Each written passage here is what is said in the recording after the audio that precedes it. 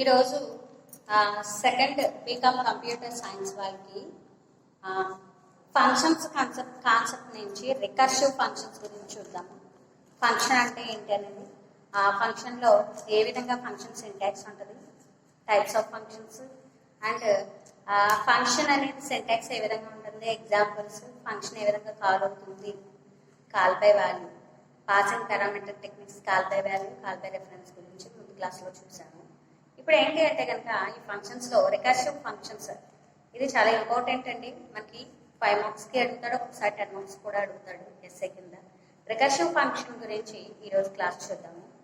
Recursive functions అంటే ఫంక్షన్స్లో ఇవి ఓ టైప్ మాట అండి. రికర్సివ్ ఫంక్షన్ చూసి దీనికి ఒక ఎగ్జాంపుల్ ప్రోగ్రామ్ అనేది ప్రోగ్రామ్ రూపంలో రికర్సివ్ ఫంక్షన్ గురించి ఎక్స్ప్లెయిన్ చేసుకుందాం. అదే కాకుండా రిటర్న్ స్టేట్మెంట్ గురించి కూడా ఈ క్లాస్లో చూద్దాం. ఇప్పుడు ఫంక్షన్ అంటే ఏంటి, ఫంక్షన్ అంటే ఏంటి అంటే కనుక ఫంక్షన్ అన్న మెథడ్ అన్న ఒకటే.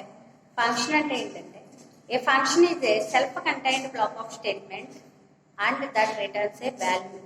అంటే ఒక ఫంక్షన్ అనేది సెల్ఫ్గా ఒక ఫంక్షన్ దానికి సంబంధించి కొన్ని స్టేట్మెంట్స్ని అది కలిగి ఉంటుంది. అంటే ఫంక్షన్ డెఫినేషన్ అంతా కూడా దానికి సంబంధించిన స్టేట్మెంట్స్ రూపంలో ఉంటుంది.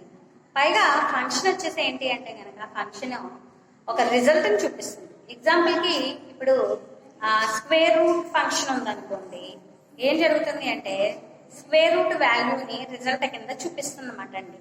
అందుకే ఏంటంటే ఫంక్షన్ డెఫినేషన్ ఏంటంటే a function is a self contained block of statements and that returns a value. ఒక వాల్యూని రిటర్న్ చేసుకుని చూపిస్తుంది రిజల్ట్ కింద ఫంక్షన్ అనేది. ఓకేనండి.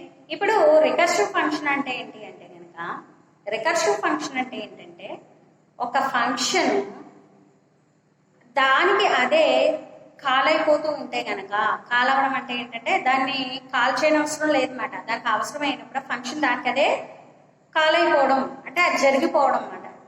జరుగుతూ ఉంటే కనుక దాన్ని ఏమంటామంటే కనుక రికర్సివ్ ఫంక్షన్ అంటారు. దాన్నే మన డెఫినేషన్ రూపంలో చూద్దాము.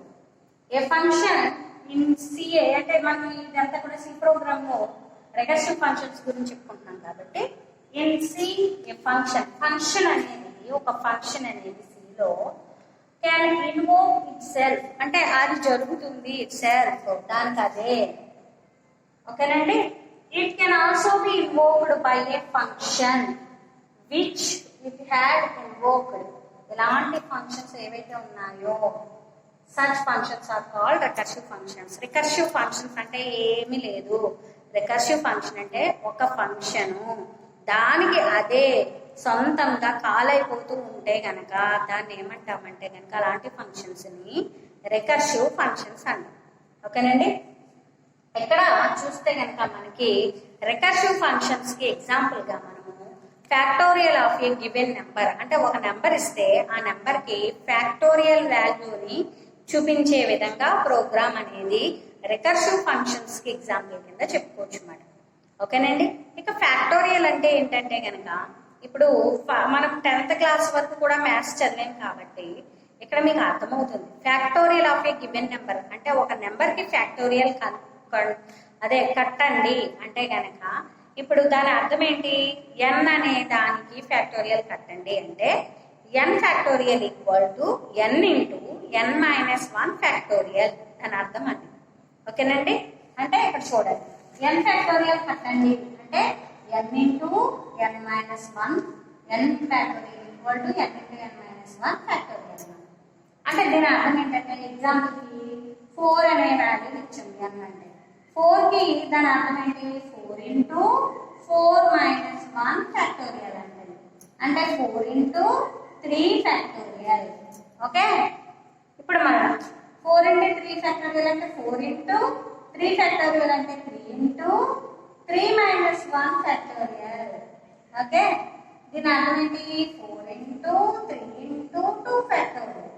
మరి 4 ఇంటూ 3 ఇంటూ 2 మైనస్ 1 అంటే 1 అంటే 4 3 జెస్ ఎంత 4 3 జెస్ 12 ఇంటూ 2 అంటే 24 అంటే 4 ఫ్యాక్టోరియల్ రిజల్ట్ 24 వస్తుంది. ఫైండ్ అవుట్ చేయాలి. ఓకే అండి. ఈ ప్రోగ్రామ్కి సంబంధించి ఇది ఏదైతే ప్రాబ్లం ఉందో ఈ ప్రాబ్లం సాల్వింగ్ ని ఇక్కడ ప్రోగ్రామ్ రూపంలో మనము రికర్సివ్ ఫంక్షన్స్ ఉపయోగించి అది ఎలా జరుగుతుంది అన్నది చూద్దాం. ఇక్కడ చూస్తే కనుక మనకి ప్రోగ్రామ్ ఆల్రెడీ నేను రాసేసాను చూడండి, నేను ఎక్స్ప్లెయిన్ చేసుకుంటూ వెళ్తాను.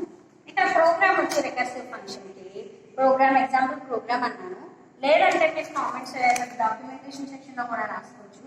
Factorial of a given number, factorial of a given number అంటే ఇచ్చిన నెంబర్ కి ఫ్యాక్టోరియల్ కట్టండి అనే ప్రోగ్రామ్ అన్నమాట. అయితే చూస్తే కనుక మీకు ప్రోగ్రామింగ్ లో సి ప్రోగ్రామింగ్ సంబంధించి ప్రీ ప్రాసెసర్ కమాండ్ వచ్చేసి యాష్ ఇంక్లూడ్ stdio.h. ఆల్రెడీ మనకి స్ట్రక్చర్ చెప్పుకున్నాము. ఇది మన ప్రతి ఒక్క సి ప్రోగ్రామ్ కి ఇది రాయాలి. అదే విధంగా మెయిన్ ఫంక్షన్ కూడా రాసుకుంటాం. మెయిన్ లో వేరియబుల్స్ డిక్లేర్ చేసుకున్నాం, ఇంటి ఎన్ అని చెప్పేసి ఇంటి ఎన్. ఓకేనండి. నెక్స్ట్ ఏంటంటే ప్రింట్ ఎంటర్ వాల్యూ అంటే ఒక వాల్యూని ఎంటర్ చేయండి అని అడుగుతుంది అన్నమాట. అంటే ఇప్పుడు మనం కట్టే నెంబర్ మాకండి, ఇప్పుడు ఇలా 4 అని చెప్పాను కదా, 4 మాకండి వాల్యూ 4 అంటే ఫైండ్ అవుట్ చేసే నెంబర్ని అడుగుతుంది వాల్యూ. ఇస్తున్నాం ఆ నెంబర్ వచ్చేసి ఇక్కడ n లోకి తీసుకుంటున్నాం కాబట్టి n అనేది ఇంటీజర్ డేటా టైప్ సంబంధించింది కాబట్టి n అనేది ఇక్కడ స్కాన్ఎఫ్ ఇన్పుట్ లో తీసుకోవడానికి n కి వచ్చేసి %d అండ్ యాంపర్సెంట్ n మాట అండి, n లోకి తీసుకుంటుంది వాల్యూ. అంటే n లో 4 ఉంది. ఓకేనండి, n లో ఏముంది 4 ఉంది. ఇప్పుడు చూస్తే కనుక అర్థం ఏంటంటే వాల్యూ అడిగింది, వాల్యూ ఇచ్చేవు, తీసుకుంది అంటే వాల్యూ 4 కింద తీసుకుంది. ఇప్పుడు ఏం జరగాలి, ఇచ్చిన ఆ వాల్యూకి ఫ్యాక్టోరియల్ వాల్యూ కట్టాలి. అంటే దీనికి సంబంధించి ఇప్పుడు మనం దాన్ని రాస్తున్నాం కదా 4 × 3 - 1 ఫ్యాక్టోరియల్. ఈ లాజిక్ ఏదైతే జరుగుతుంది ఎంత కూడదు మనం రాస్తాం. ఓకేనండి. ఇప్పుడు రిజల్ట్ కింద ఒక రాసుకో ప్రింటర్ ఫ్యాక్టోరియల్ వాల్యూ అని చెప్పి ఆ ఫ్యాక్టోరియల్ వాల్యూ కూడా ఇంటీజర్ వాల్యూవే కాబట్టి ఇంటీజర్ డేటా టైప్ // చూస్తే %d/n ఫ్యాక్ట్ ఆఫ్ n అని రాస్తాం. ఫ్యాక్ట్ ఆఫ్ n అంటే ఇక్కడ ఫంక్షన్ ని కాల్ చేస్తాం ఫ్యాక్ట్ ఆఫ్ n అని. ఓకేనండి, రిజల్ట్ కాకుండా ఫంక్షన్ కాల్ చేస్తాం. ఇలా అనగానే ఫ్యాక్ట్ ఆఫ్ n అని రాయగానే ఈ ఫ్యాక్ట్ ఆఫ్ n కి సంబంధించి ఇక్కడతో అయిపోయింది. మెయిన్ లో నువ్వు ఒక వాల్యూ అడిగావు, వాల్యూ తీసుకుంది సిస్టమ్ 4 కింద. ఇప్పుడు 4 వాల్యూ ఫ్యాక్టోరియల్ కట్టాలి కాబట్టి దాన్ని రాసిన ఫ్యాక్టోరియల్ వాల్యూ అంటే వచ్చిన వాల్యూ అని చెప్పేసి వచ్చిన వాల్యూకి ఒక ఫంక్షన్ కాల్ చేస్తున్నాను. ఇక్కడ రిజల్ట్ చూపించట్లేదు, ఫంక్షన్ చూపిస్తున్నాం. కాబట్టి ఈ ఫంక్షన్ ఎలా రాయగానే ఇప్పుడు ఈ ఫంక్షన్ ఆటోమేటిక్ గా దానికి అదే కాల్ అయిపోతూ ఉంటుంది. మీరు ఇక్కడ రాసింది దీన్నే రికర్సివ్ ఫంక్షన్ అంటారు. ఓకేనండి, ఒక ఫంక్షన్ దానికి అదే కాల్ అయిపోతూ ఉంటే గనక దాన్ని ఏమంటామంటే కనుక అంటే దేంతోని కాల్ చేయకుండా ఒక ఫంక్షన్ దానికి అదే సొంతంగా కాల్ అయిపోతూ ఉంటే కనుక అంటే కాల్ అవ్వడం అంటే జరగడం అన్నమాట. అక్కడ ఏవైతే రాసామో అవన్నీ జరగడం కాల్ అవ్వడం అంటన్నమాట. ఆ కాల్ అవుతే కనుక దాన్ని ఏమంటామంటే రికర్సివ్ ఫంక్షన్ అంటారు. కాబట్టి ఈ రికర్సివ్ ఫంక్షన్ కి బెస్ట్ ఎగ్జాంపుల్ ఏంటంటే కనుక factorial of a given number అన్నమాట. కాబట్టి ది ఫ్యాక్టోరియల్ వాల్యూ ఈజ్ అని చెప్పేసి factorial value is fact of n అన్నాం. కాబట్టి ఫ్యాక్ట్ ఆఫ్ n ఆటోమేటిక్గా ఏమవుతుందంటే ఇక్కడికి వెళ్ళిపోతుంది నెక్స్ట్ దానికి. అంటే ఇక్కడతో అయిపోయింది ప్రోగ్రామ్, ఇక్కడతో మెయిన్ అయిపోయింది. ఇక్కడ నువ్వు ఏంటంటే కనుక ఒక ఫంక్షన్ రాసుకున్నావు. ఆ ఫంక్షనే ఆల్రెడీ ఇక్కడ ఏదైతే రాసా ఆ ఫంక్షన్ కాల్ అయిపోతుంది కాబట్టి ఇది రికర్సివ్ ఫంక్షన్ అనమాట. ఆ ఫంక్షన్ ఏంటంటే కనుక మనకి ఫంక్షన్ సింటాక్స్ చెప్పుకున్నాం. ఏంటి అంటే function name parameters list. Okay అండి, ఇది బాడీ ఆఫ్ ది ఫంక్షన్. కాబట్టి ఇక్కడ రిటర్న్ టైప్ వచ్చి integer data type, function name వచ్చేసి ఫ్యాక్టర్, ఫ్యాక్టోరియల్ కాబట్టి ఫ్యాక్టర్ రాసుకున్నాం. పారామీటర్స్ లిస్ట్ అంటే ఇక్కడ ఒకటే కదా వాల్యూ. ఏంటో వాల్యూ ఇక్కడ ఏంటంటే ఒక వాల్యూ తీసుకున్నావు కదా, ఇక్కడ ఆ వాల్యూ ఏదైతే ఉందో ఆ వాల్యూని ఇక్కడ రాస్తామన్నమాట. ఇంటి అని చెప్పి తీసుకున్నాక ఇప్పుడు లాజిక్ రాస్తాం. ఏంటంటే కనుక ఇది రాసే body of the method. If నువ్వు తీసుకున్న నెంబర్ అనేది 1 కన్నా 1 లేదా 1 కన్నా తక్కువ అయితే గనక ఇప్పుడు నువ్వు వాల్యూ ఇక్కడ వన్ అని తీసుకున్నాం, అప్పుడు ఏం చూపిస్తుంది అంటే 1 కానీ 0 కానీ చూపించింది అనుకోండి, అప్పుడు వెంటనే ఏంటంటే కనుక if n less than or equal to 1 అయితే రిటర్న్ 1 అని చూపించాలి రిజల్ట్. ఓకే అండి. లేదు 1 కన్నా ఎక్కువ అనుకోండి, 2 అనుకోండి, ఇక్కడ 4 అని తీసుకుందాం కానీ మనం చెప్పుకోవడం 4 అని చెప్తున్నాం, 2 అని తీసుకున్నాం అనుకోండి అంటే 1 కన్నా ఎక్కువ, 1 లేదా 1 కన్నా తక్కువ అయితే 1 అని చూపించాలి, రిటర్న్ 1 అంటే రిజల్ట్ చూపించేది రిటర్న్ అన్నమాట. మనం ఆల్రెడీ ముందు క్లాస్లో చెప్పుకున్న ఫంక్షన్ అనేది ఇక్కడ రిటర్న్ టైప్ వచ్చేసి డేటా టైప్ తీసుకుంటే అంటే ఇంటి కానీ ఫ్లోట్ కానీ ఇలా డేటా టైప్ తీసుకుంటే రిజల్ట్ని రిటర్న్ చేస్తుంది. ఇక్కడ 1 అనేది రిజల్ట్ కానీ రిటర్న్ చేస్తుంది. ఇక్కడ కూడా ఇది ఒక రాస్తాను అనమాట.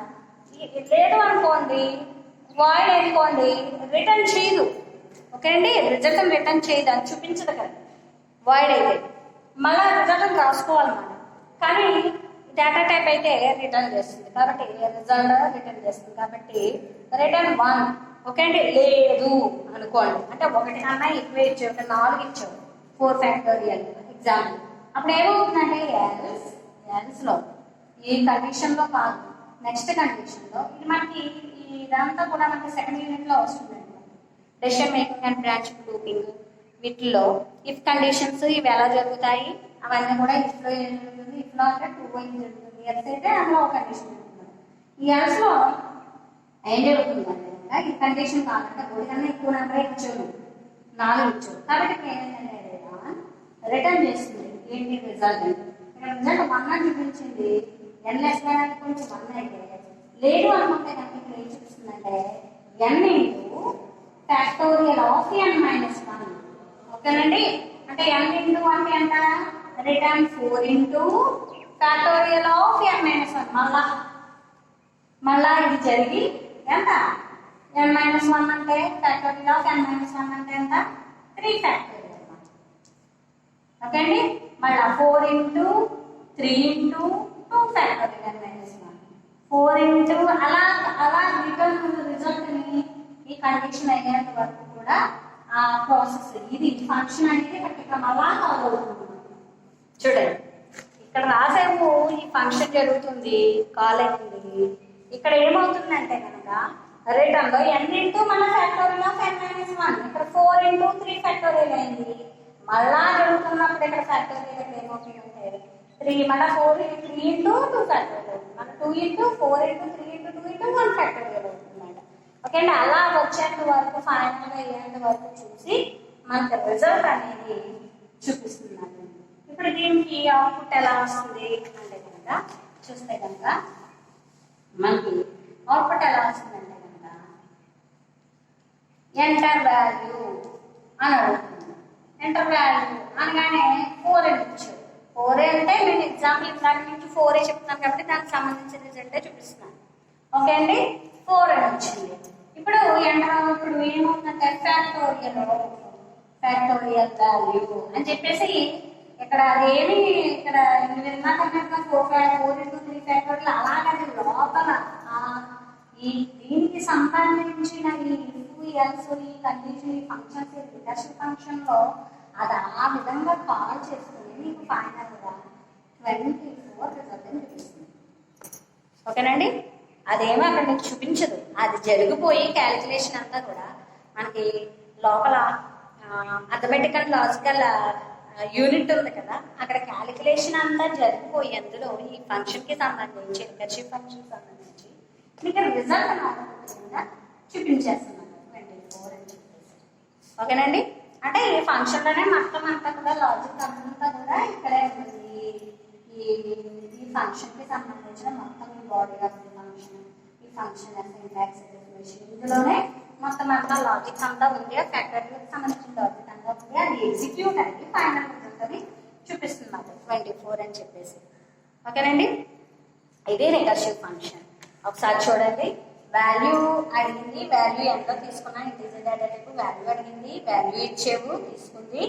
ఇంటీజర్ డేటా టైప్ కాబట్టి పర్సంటేజ్తో ఇప్పుడు వాల్యూని కట్టాలి. ఫ్యాక్టోరియల్ వాల్యూ కూడా ఇంటీజర్ వాల్యూ కాబట్టి ఇక్కడ ఇందులో రాసుకున్నాను కదా ఫ్యాక్ట్ ఆఫ్ n అని చెప్పేసి. ఫ్యాక్ట్ ఆఫ్ ఎన్ అన్నామంటే ఇక్కడ అంటే దీనికి సంబంధించి ఒక మెథడ్ రాసేవు అని అర్థం. ఈ మెథడ్ని మెయిన్లో కాకుండా బయట రాసావు.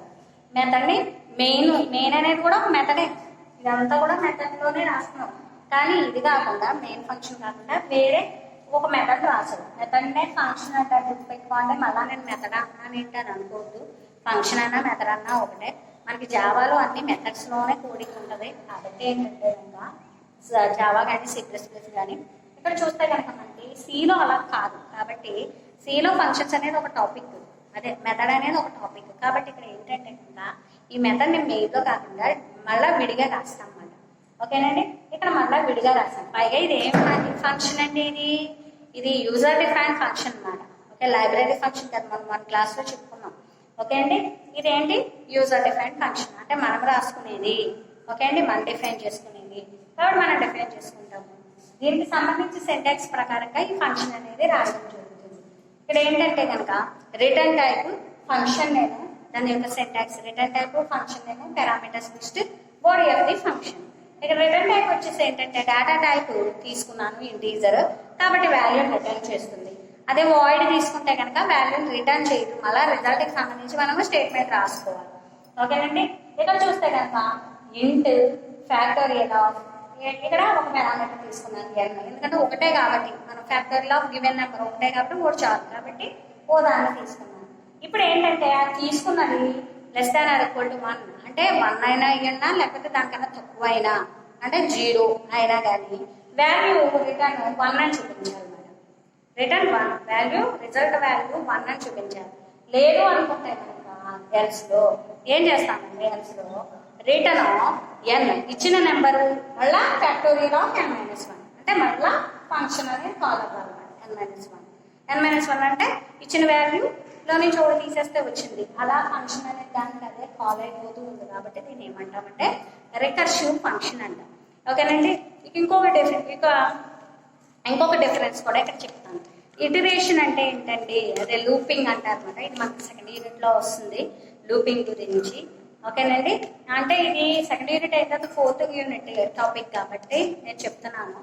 ఇక్కడ మీరు చూస్తే కనుక ఇక్కడ లూపింగ్కి ఇక్కడ రికర్షన్కి డిఫరెన్స్ ఏంటి, లూపింగ్కి రికర్షన్కి డిఫరెన్స్ ఏంటి అంటే కనుక లూపింగ్ అనేది ఏంటంటే కనుక లూపింగ్ అంటే ఒక కండిషన్ ఏదైతే ఉందో ఆ కండిషన్ అనేది అయ్యేంత వరకు ట్రూ అయ్యేంత వరకు ఆ స్టేట్మెంట్స్ దానికి సంబంధించిన స్టేట్మెంట్స్ అంతా కూడా రిపీటెడ్ అవుతూ ఉంటాయి అన్నమాట. లూపింగ్ అనేది జరుగుతూ ఉంటుంది. అంటే ఒక ఫంక్షన్ ఉంది, ఆ ఫంక్షన్ అనేది ట్రూ అయ్యేంత వరకు ఇప్పుడు ఆ ఫంక్షన్ ఉంది, ఫంక్షన్ అనేది ఆ కండిషన్ ఏదైతే ఉందో ఆ కండిషన్ అనేది ట్రూ అయ్యేంత వరకు లూపింగ్ ప్రాసెస్ అనేది జరుగుతూ ఉంటుంది. ఎప్పుడైతే కండిషన్ ఫాల్స్ అయిందో ఆగిపోతుంది. ఇక మరి రికర్సివ్ ఫంక్షన్ అంటే ఏంటి అంటే కనుక రికర్సివ్ ఫంక్షన్ అంటే ఏంటి, ఒక ఫంక్షన్ కాల్ అవ్వాల్సి వచ్చినప్పుడు దానికి అదే కాల్ అయిపోతూ ఉంటే, ఓకేనండి, ఇక్కడ ఫంక్షన్ ఇది దానికి ఫంక్షన్ అది అవసరమైనప్పుడు కాల్ చేయవలసి వచ్చినప్పుడు దానికి అదే కాల్ అయిపోతూ ఉంటే దాని ఫంక్షన్ రికర్సివ్ ఫంక్షన్ అంటారు. అదే లూపింగ్ అంటే కండిషన్ ట్రూ అయ్యేంత వరకు లూపింగ్ ప్రాసెస్ జరగడం అన్నమాట. ఓకేనండి, ఇది డిఫరెన్స్ మీకు అర్థమవుతుంది తర్వాత ఈ కాన్సెప్ట్లన్నీ విన్నప్పుడు. ఇది మనకి రికర్సివ్ ఫంక్షన్స్. దీంతో పాటుగా మనము ఇంకొక చిన్న టాపిక్ కూడా చెప్పేసుకుందాము. ఇక్కడ మనం ఏంటంటే కనుక రిటర్న్ అని చెప్పుకుంటున్నాం కదా, రిటర్న్ గురించి దీని గురించి కొంచెం బ్రీఫ్గా నెక్స్ట్ ఒక టాపిక్ చెప్పుకుందాం, రిటర్న్ స్టేట్మెంట్స్ ఇన్ సి. ఓకేనండి, రిటర్న్ స్టేట్మెంట్స్ ఇన్ సి చూస్తే కనుక రిటర్న్ స్టేట్మెంట్ అంటే ఏంటి, ఇక్కడే మనం చెప్పేస్తున్నాం కదా, రిటర్న్ చూపించింది, ఇక్కడ 1 అని చూపించింది, తర్వాత మళ్ళీ ఫంక్షన్ రిటర్న్ చూపించింది రిటర్న్. ఓకేనండి, ఇక్కడ రిటర్న్ స్టేట్మెంట్స్ కూడా చూద్దాం.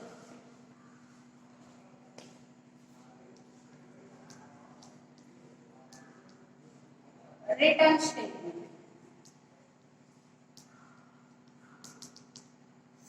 స్టేట్మెంట్ ఏంటంటే కనుక the return statement terminates the execution of a function and a control is passed back to the calling the function. అంటే ఏంటంటే రిటర్న్ స్టేట్మెంట్ ఏం చూపిస్తుంది అంటే కనుక ఆ ఎగ్జిక్యూషన్ ఆఫ్ ద రిజల్ట్కి సంబంధించిన ఆ వాల్యూని కానీ ఆ ఫంక్షన్ కానీ అది చూపిస్తుంది. అలా జరిగినప్పుడు ఏమవుతుందంటే ఆ రిటర్న్ ఫంక్షన్ కాల్ చేస్తున్నప్పుడు ఆ ఫంక్షన్ అనేది మళ్ళీ అక్కడికి వెళ్ళి ఆ ఫంక్షన్ అంతా కాల్ అవుతూ ఉంటుంది. ఓకే, నేను ఎంత చెప్పుకున్నాను కదా ఇక్కడ రిటర్న్ n((n)(1) అన్నా కదా, అప్పుడు ఏం జరిగింది, ఆ మళ్ళా ఫంక్షన్ అనేది కాల్ అయ్యింది అనమాట. ఆ ఫంక్షన్ దగ్గరికి వెళ్ళి బ్యాక్ వెళ్ళి control is passed back to the calling the function. Okay అండి, దాని అర్థమే కంట్రోల్ అనేది passed back to the calling the function అనమాట. ఓకే అండి, ఇప్పుడు దే క్యాన్ బి ఆ వాల్యూ అనేది మనము 0 కింద రిటర్న్ 0 అనొచ్చు, రిటర్న్ 1 అనొచ్చు, లేదా ఇంకా రిటర్న్ అక్కడ ఒక ఎక్స్ప్రెషన్ చెప్పచ్చు. ఓకే అండి, ఫస్ట్ లో మనం ఏం చేసాం, రిటర్న్ 1 అని రాసాం. రెండో ఎక్స్లో ఏం రాసాం, రిటర్న్ n((n)((1) అంటే అక్కడ ఒక ఎక్స్ప్రెషన్ రాసాం. ఓకేనండి, ఇలా మనము రిటర్న్ కి సంబంధించి రాసుకోవచ్చు. ఇప్పుడు కొన్ని ఎగ్జాంపుల్స్ ఆఫ్ రిటర్న్స్ స్టేట్మెంట్స్ గురించి రాస్తున్నాం. కొన్ని ఎగ్జాంపుల్స్ రిటర్న్ స్టేట్మెంట్ ఎగ్జాంపుల్స్ ఏంటంటే రిటర్న్ ఐ అనొచ్చు. అంటే ఐలో ఏదో వాల్యూ ఉంది కదా, నేను కొన్ని స్టేట్మెంట్స్ రాస్తున్నాను అంటే example statements return example of return statements మనకి రిటర్న్ ఐ అనొచ్చు. ఇక్కడ ఐ అంటే ఐలో ఏదో వాల్యూ ఉందన్నమాట, దాన్ని రిటర్న్ చేస్తుంది అంటే రిజల్ట్ చూపిస్తుంది అన్నమాట రిటర్న్ అంటే. నెక్స్ట్ రెండోది రిటర్న్ 10 డైరెక్ట్ గా వాల్యూ 10 ఇచ్చేసామాట. ఇందాక చూడండి రిటర్న్ 1 అన్న, అలాగే రిటర్న్ 10 అన్న. ఓకేనండి, అదే ఐ అండ్ వేరియబుల్ చూపిస్తున్నాడు అంటే వేరియబుల్ లో ఏదో వాల్యూ ఉంటుందో చూపిస్తుంది, డైరెక్ట్ వాల్యూ చూపిస్తున్నాడు. ఇదేమో వాల్యూ, ఇదేమో variable. Okay, next return expression చూపిస్తున్నాడు. ఒక ఎక్స్ప్రెషన్ a+b అంటే a+b లో ఏదో ఉంది మాట, ఆ వాల్యూ రిటర్న్ చేస్తున్నాడు. ఓకేనండి, ఇందాక మనం రాస్తున్నాం కదండి రిటర్న్ n((n)((1) అలా కూడా చూపించవచ్చు మాట. అలా చూపించడానికి కొన్ని రాస్తున్నాడు. అదే రిటర్న్ ఎన్ని విధాలుగా ఉండొచ్చు అని కొన్ని రాస్తున్నాడు. i++ ఇంక్రిమెంట్ ఆపరేటర్ అనమాట. i++ అంటే ఇక్కడ ఒక ఐకి ఒక వాల్యూ ఉంది, ఐకి 10 అనే వాల్యూ ఉంది, i+1 అంటే 11 అనమాట. ఆ విధంగా చూపిస్తున్నమాట రిటర్న్ i++. ఈ విధంగా రాయొచ్చు. లేదా ఏది లేదనుకోండి రిటర్న్ వాయిడ్ అనుకోండి, వాల్యూ రిటర్న్ లేదు కాబట్టి అప్పుడు రిటర్న్ అని రాస్తాను. అంటే ఏ వాల్యూ లేకపోయినా సరే, వేరియబుల్ లేకపోయినా ఎక్స్ప్రెషన్ లేకపోయినా ఒక వాల్యూ లేకపోయినా సరే మనం ఇలా రిటర్న్ అని కూడా రాస్తాం వాయిడ్. ఇలా కొన్ని రిటర్న్ స్టేట్మెంట్స్ ఉన్నాయి, ఎగ్జాంపుల్స్ ఆఫ్ రిటర్న్ స్టేట్మెంట్స్ కొన్ని ఉన్నాయి. ఇప్పుడు ఇందాక రాసింది కూడా రాసుకోవచ్చు. Return n((2) factorial of n-1 అని రాసాం కదా, ఇలా ఇది కూడా రాయించాం. ఓకేనండి, return n((2) factorial of n-1 ఇది కూడా ఒక రిటర్న్ స్టేట్మెంట్. ఇవి కొన్ని ఎగ్జాంపుల్స్ ఆఫ్ రిటర్న్ స్టేట్మెంట్స్ ఈ విధంగా రాయొచ్చు. వేరియబుల్స్, వాల్యూస్, ఎక్స్ప్రెషన్స్ ఏదైనా సరే, లేకపోతే ఖాళీగా అయినా సరే సింపుల్. ఇక నెక్స్ట్ ఏంటంటే కనుక రిటర్న్లో ఏదైనా రాస్తున్నప్పుడు రిటర్న్ ఏదైనా ఎక్స్ప్రెషన్ కానీ, ఏదైనా వాల్యూ కానీ, ఏదైనా వేరియబుల్ కానీ రిటర్న్ చేస్తున్నప్పుడు వాటిని పెనాలిసిస్లో పెట్టాలి అంటే పెట్టచ్చు, లేకపోతే లేదు. కానీ చాలా వరకు పెనాలిసిస్లో పెట్టడమే మంచిది. పెనాలిసిస్ అంటే బ్రాకెట్స్. ఓకేనండి, పెనాలిసిస్ అంటే బ్రాకెట్స్. ఇది క్లియర్. ఓకే, అవసరం ఉంటే రాయొచ్చు, లేకపోతే లేదు అనమాట. కానీ చాలా వరకు రాస్తేనే బాగుంటుంది. దాని పక్కన సెమీకోలన్తో ఎంటర్ చేయాలి. ఓకేనండి, రిటర్న్ స్టేట్మెంట్. ఇప్పుడు ఒక ఎగ్జాంపుల్ ప్రోగ్రామ్ అనేది రిటర్న్ స్టేట్మెంట్కి సంబంధించి ఒక ఎగ్జాంపుల్ ప్రోగ్రామ్ అనేది మనము రాసుకోవచ్చు. ఆల్రెడీ ఫ్యాక్టోరియల్కి సంబంధించింది అయ్యింది, కానీ ఇంకొక ప్రోగ్రామ్ అనేది కూడా ఎక్స్ప్లెయిన్ చేస్తుంది. ఇక్కడ ప్రోగ్రామ్ రిటర్న్ స్టేట్మెంట్కి సంబంధించిన ప్రోగ్రామ్. ఎప్పుడైనా మనకి రిటర్న్ స్టేట్మెంట్ 5 మార్క్స్కి అడగచ్చు, ఇప్పుడు అడగలేదు. చాలా వరకు అడిగితే చాలా సింపుల్గా ఈజీగా మనం ఈ ప్రోగ్రామ్లో రాస్తే, మనం చెప్పుకున్న రాస్తే ప్రోగ్రామ్ ఎక్స్ప్లెయిన్ చేస్తే 5 మార్క్స్ తప్పనిసరిగా పడతాయి madam. Full marks 5. !stdio.h. Okay, next main తెలుసు కదా, ప్రోగ్రామ్ డైరెక్ట్ వెళ్ళిపోతుంది. C ప్రోగ్రామ్ కాబట్టి యాష్ ఇంక్లూడ్ ఎస్టిక్ ఇవ్వడాలి. ఈ ప్రోగ్రామ్ ఏంటో తెలియజేయడం కోసం రాస్తున్నాను.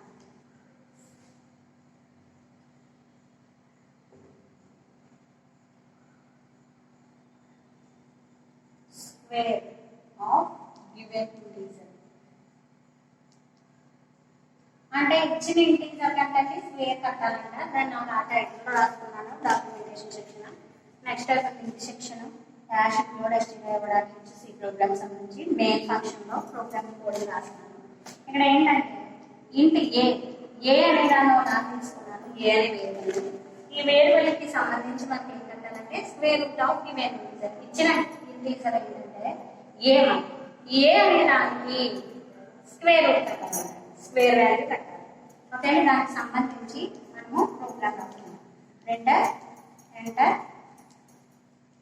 యాన్ ఇంటీజర్ అంటే ఏదైతే ఉందో ఆ ఇంటీజర్ అంటే నెంబర్ని, ఇంటీజర్ అనే మనం మాట్లాడుకుంటున్నాం కాబట్టి, లేదా నెంబర్ అంటే నెంబర్ అని రాసుకోవచ్చు. ఇంటీజర్ని ఎంటర్ చేయండి.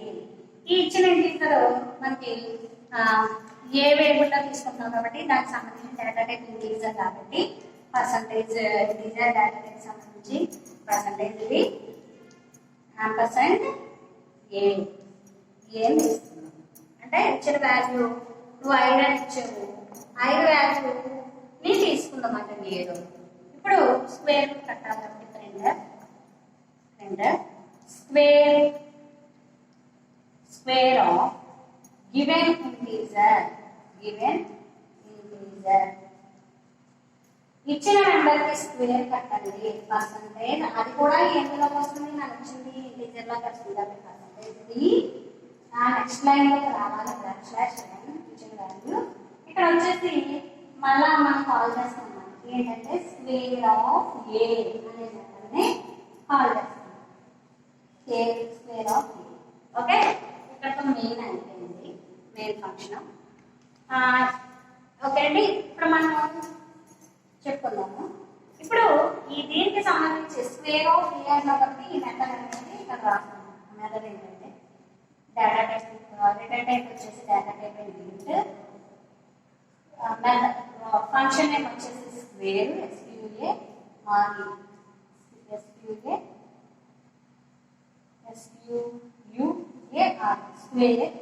స్క్వేర్ ఆఫ్ ఇంట్ n. ఇప్పుడు ఏంటంటే ఈ వాల్యూ ఆఫ్ ఏంటంటే రిటర్న్ n ఇంటూ n. చూసారండి, స్క్వేర్ n ఇంటూ n అంటే ఇప్పుడు దీని అర్థం ఫంక్షన్ చూడండి.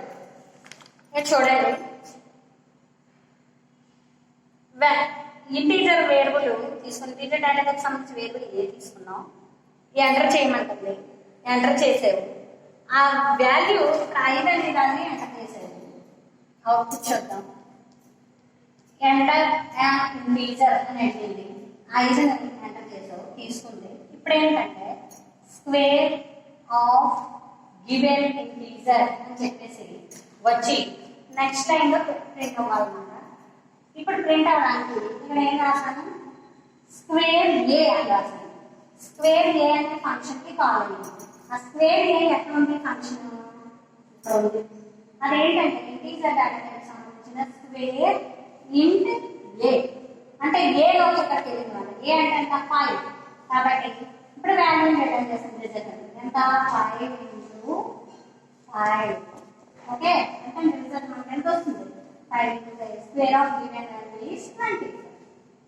ఓకేనండి, చూడండి మళ్ళీ చెప్తాను. వాల్యూ అడిగింది, ఎంటర్ ఇంటీజర్ ఇంటీజర్ అని అడిగింది, 5 ఇచ్చేవు. ఆ తర్వాత గివెన్ ఆఫ్ ఇంటీజర్ అని అడిగింది, అది value black slash n integer value reject కాబట్టి కింద వస్తుంది. అది కూడా వచ్చేగా ఇక్కడ స్క్వేర్ ఆఫ్ ఏ అని రాస్తాం. స్క్వేర్ ఆఫ్ ఏ అని రాసేది అంటే అర్థం ఏంటంటే ఇక్కడ ఒక నెక్స్ట్ ఒక ఫంక్షన్ ఉంది, మెయిన్లో కాకుండా బయట ఇంకో ఫంక్షన్ ఉంది అని అర్థం. ఆ ఫంక్షన్ ఏంటంటే ఏంటంటే ఫంక్షన్ ఇది యూజర్ డిఫైన్ ఫంక్షన్ మనం రాసుకున్నాము. ఇది స్క్వేర్ ఫంక్షన్. ఆ ఫంక్షన్ ఏంటంటే దాని సింటాక్స్ ఫాలో అవుతూ రాసుకున్నాం. డేటా టైప్ ఇంట్ square, data type, function and square, parameters ఏంటి అని ఒకటే కదా మరి గివెన్ అంటున్నాం కాబట్టి ఒక నెంబర్కి దాన్ని స్క్వేర్ కట్టాలి కాబట్టి ఒకటే రాసుకున్నాం ఎల్ అని. ఇప్పుడు ఏంటంటే రిటర్న్ చేస్తున్నాం. రిటర్న్ అంటే ఏంటి? చూపించడం అన్నమాట. ఇక్కడ మనకి ఏంటంటే టాపిక్ రిటర్న్ స్టేట్మెంట్స్ సి కదా, కాబట్టి రిటర్న్ చూపిస్తున్నాం. రిటర్న్ ఎక్స్ప్రెషన్ అన్నమాట. ఏంటి ఎన్ ఇంటూ ఎన్ అని రాస్తున్నాము. రిజల్ట్ తగ్గట్టుగా స్క్వేర్ అంటే ఏంటి? ఎన్ ఇంటూ ఎన్ కదా, ఎన్ ఇంటూ ఎన్ కాబట్టి రాసుకున్నాం కదా. 5 ఇంటూ 5 అయ్యింది ఇచ్చిన వాల్యూ ప్రకారం. ఎన్ అంటే 5 కాబట్టి 5 ఇంటూ 5 అయ్యి 25 ని చూపిస్తుంది. ఇక్కడ చూసారా మనం ఏం రాయకపోయినా కానీ చూపించింది. ఓకే, ఎందుకు చూపించింది అంటే ఇక్కడ డేటా టైప్, ఇక్కడ రిటర్న్ టైప్ వచ్చేసి మనకి ఫంక్షన్ లో ఇంటీజర్ కాదు, అదే వాయిడ్ అనుకోండి నువ్వు ఎలా రాసినా చూపించు. ఎందుకంటే does not return a value. వాయిడ్ని రిటర్న్ టైప్ కింద వాల్యూని వాయిడ్ని తీసుకుంటే రిటర్న్ చేయదు వాల్యూని. అదే డేటా టైప్ ఏది తీసుకున్నా సరే రిజల్ట్ని ఏదైతే ఉందో ఆ రిజల్ట్ని చూపించేస్తుంది. అది గుర్తుపెట్టుకోండి మీకు రిటర్న్ అనేది. ఎందుకంటే కనుక నెక్స్ట్ మీరు C++ కాదు, డైరెక్ట్గా జావా ఉంటుంది, వెబ్ టెక్నాలజీ ఉంటుంది. అది డైరెక్ట్గా ప్రోగ్రామింగ్ మీకు తెలుసు కాబట్టి డైరెక్ట్ ఇచ్చేస్తారు రిటర్న్. అప్పుడు మీకు అక్కడ అర్థం అవ్వాలి రిటర్న్ ఎందుకు చేసాము, ఎందుకు రిటర్న్ అయ్యిందండి. సార్ రిటర్న్ 0 అంటాడు, లేదా రిటర్న్ 1 అంటారు, రిటర్న్ ఎక్స్ప్రెషన్ అంటారు. ఫ్యాక్టోరియల్ చూసాం కదండి ముందు ప్రోగ్రాము. ఫ్యాక్టోరియల్కి ఏం రాసాము? Return n into factorial of n - 1 అన్నాం. ఓకేనండి. అది ఏంటది అంటే రికర్సివ్ ఫంక్షన్ కాబట్టి ఫంక్షన్ అక్కడికక్కడే దానికి అదే కాల్ అయిపోతుంది కాబట్టి అది రికర్సివ్ ఫంక్షన్ కాబట్టి. అది వేరే ఏదో ఎక్కడైనా సరే రిటర్న్ ఆఫ్ 0 అని, రిటర్న్ ఆఫ్ 1 అని, ఓకేనండి, లేదా రిటర్న్ ఆఫ్ ఏదైనా సంథింగ్ ఇది చూస్తాయి కదా. రిటర్న్ స్టేట్మెంట్స్ చూస్తాయి ఏమన్నాడు? రిటర్న్ అన్నారు ఆ ఇచ్చిన నెంబర్ ఇంటూ నెంబర్ కాబట్టి ఆ వాల్యూ ఇక్కడ మనకి వచ్చింది మరి. ఓకేనండి, ఇది ఈరోజు క్లాస్ అయిన మనకి recursive functions and return statements అండి. ఇది మనకి సెకండ్ బీకామ్కి సంబంధించి నాకు సంబంధించిన first unit introduction to C and next వచ్చేసి ఫోర్త్ యూనిట్ అండ్ ఫంక్షన్స్. ఓకేనండి, ఇవి మీరు ఈ క్లాసెస్ చూస్తూ ఉండండి. మీరు మీ దగ్గర ఏదో ఒక మెటీరియల్ పెట్టుకుని ఆ క్లాస్కి సంబంధించి చూస్తూ దాన్ని ఫాలో అవుతూ మీరు చూడండి. మనకి సీరం మీద అంతా ప్రోగ్రామింగ్ పక్కాగా ప్రోగ్రామింగ్ ఎలా అయితే ఉందో సింటాక్స్ ప్రకారం కరెక్ట్గా రాయాలి. ఏది మిస్టేక్స్ ఉన్నా సరే పూర్తిగా కొట్టువేయడం జరుగుతుంది వాల్యుయేషన్. కాబట్టి చాలా జాగ్రత్తగా ఒళ్ళు దగ్గర పెట్టుకుని మీరు ఈ క్లాసులు వినండి. విని దాన్ని చక్కగా అర్థం చేసుకుని మీరు ప్రాక్టీస్ చేయండి. ఓకేనండి, థ్యాంక్ యూ.